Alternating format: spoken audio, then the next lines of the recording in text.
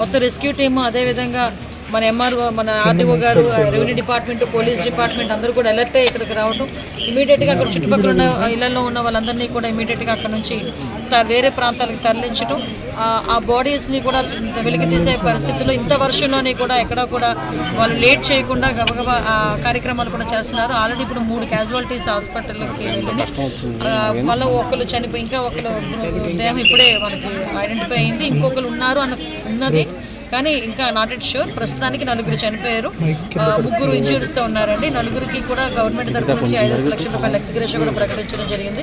మనకు చూస్తూనే ఉన్నాం, ఈ 2 రోజుల నుంచి కూడా భారీ వర్షాల నుంచి అతి భారీ వర్షాలు పడుతున్నాయి. ఎక్కడా కూడా ఈ స్టేట్ మొత్తం మీద ఈ వర్షాల వల్ల ప్రజలు ఎవరు ఇబ్బంది పడకూడదని ఇమీడియట్గా గౌరవ సీఎం గారు టెలికాన్ఫరెన్స్ తీసుకొని, వీడియో కాన్ఫరెన్స్ తీసుకొని అధికారులందరినీ అలర్ట్ చేయడం కూడా జరిగింది. డిపార్ట్మెంట్ల వైజ్గా ఇప్పుడు ఎలక్ట్రిసిటీ డిపార్ట్మెంట్తో కూడా ఎక్కడ ఇబ్బంది లేకుండా, ఎక్కడ వైర్లు తెగి పడిపోకుండా ఇమీడియట్గా ఎక్కడైనా ఇబ్బంది కలిగిన ఒక టోల్ ఫ్రీ నెంబర్ కూడా పెట్టి వాటిని కూడా రిస్టోర్ చేస్తున్నాం. అదేవిధంగా వాటర్ కంటామినేషన్ జరగకుండా ఆర్డబ్ల్యూఎస్ వాళ్ళతో కూడా వాళ్ళని టెస్టులు చేసి ఎక్కడ ఇబ్బంది లేకుండా చూసుకుంటున్నాం. మెడికల్ క్యాంప్స్ కూడా అన్ని చోట్ల మెడికల్ క్యాంప్స్ పెట్టాం. ఈ 2 రోజులు కూడా అధికారులందరినీ కూడా అందుబాటులో ఉండమని చెప్పి కూడా చంద్రబాబు నాయుడు గారు ఆదేశాలు ఇచ్చారు.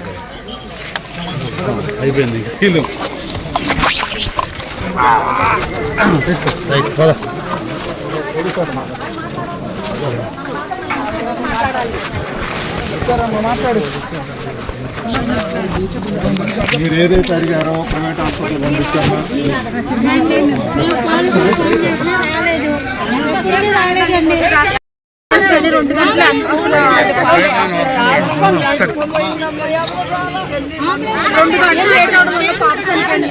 అన్న ధాన్యాలు అన్న ఇటు ఒక్కడికి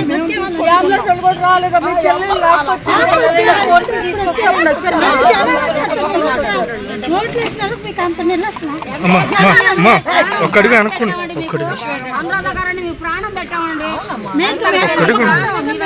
కరెక్టే తల్లి, నువ్వు అన్నది కరెక్టే. రావటానికి కూడా అటు డిపార్ట్మెంట్ రావడానికి కానీ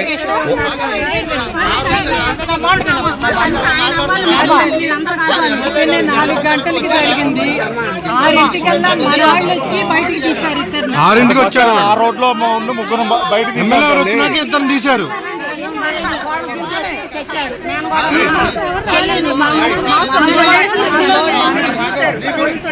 ఎమ్మెల్యే గారు వచ్చేవాడికి రెస్క్యూ టీం వచ్చింది.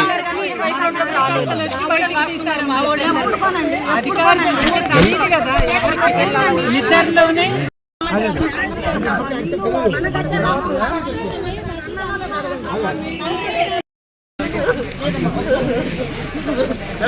చేస్తున్నాం కదా, మళ్ళీ స్టార్ట్ చేసాం.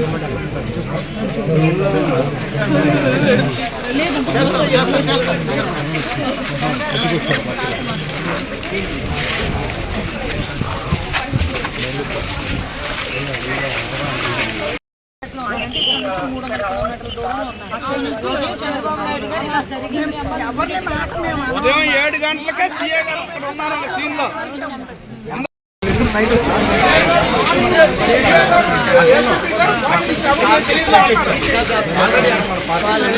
కూడా అలర్ట్ చేశాము.